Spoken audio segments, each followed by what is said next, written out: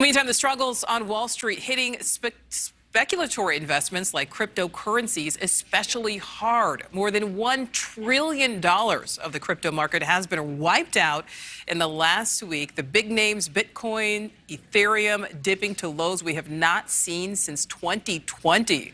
And so far this year, Bitcoin has lost more than 37% of its value. Now, in comparison, the S&P 500 has dropped about 17% since just the beginning of the year. NewsNation correspondent Paul Gerke joins us to explain. So, Paul, what's behind all this? Nichole, an avid investor, might just laugh at that question and think, well, there's a lot of things involved in this. We've seen a lot of downturns like this in recent memory. I don't think that this is the end of crypto by any stretch of the imagination, but it is a massive correction. And breaking this afternoon, U.S. Treasury Secretary Janet Yellen is renewing calls for regulation within the crypto space, saying this recent meltdown is a real-life example of some of the risks that people are taking here. And there's a lot of investor uncertainty right now after a coin called Luna, which at one point was one of the top 10 most valuable, became almost worthless this week. And it dragged down the big names with it. Like you mentioned, Bitcoin went below 26,000 overnight, Ethereum below 1750. And now some young investors that have been burned by crypto are picking up the pieces and reevaluating their futures.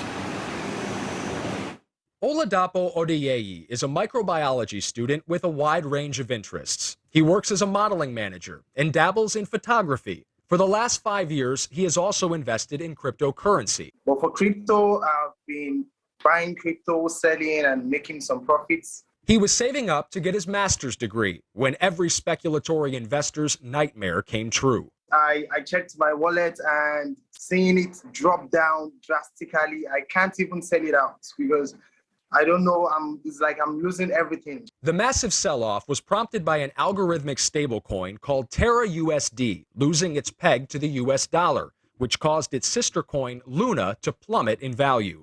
A stablecoin is a cryptocurrency directly tied or pegged to another currency.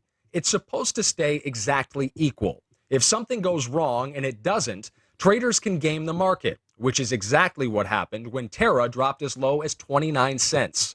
Oladapo owned 1,000 Luna when the bottom fell out. He watched his digital wallet empty. From 8,000 to 20.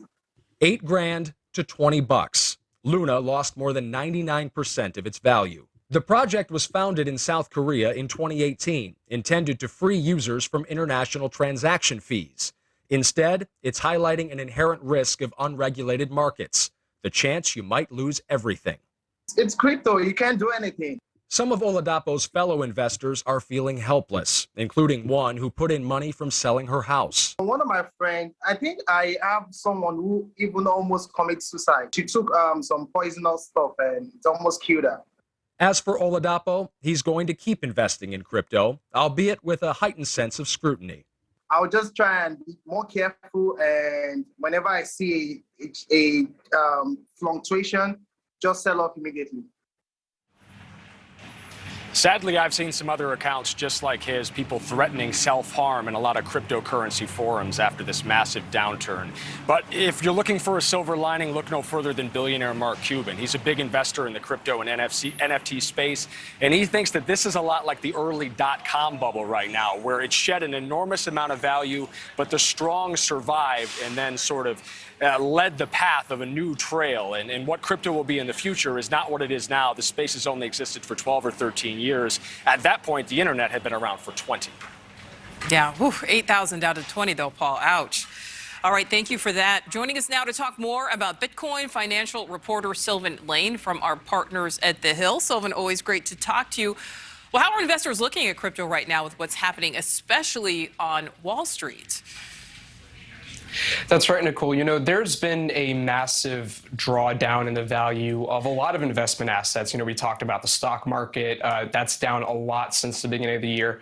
But, you know, cryptocurrency has always risen a little bit higher than the stock market and fallen a little bit lower in it. It's, you know, more volatile. It's a lot newer. So a lot of people who've, you know, entered into this space over the past couple of years in this, you know, massive explosion of cryptocurrency assets and values are now starting to see the other side of that. For, you know, about 2 years, we've seen this pretty large increase in just the entire cryptocurrency world.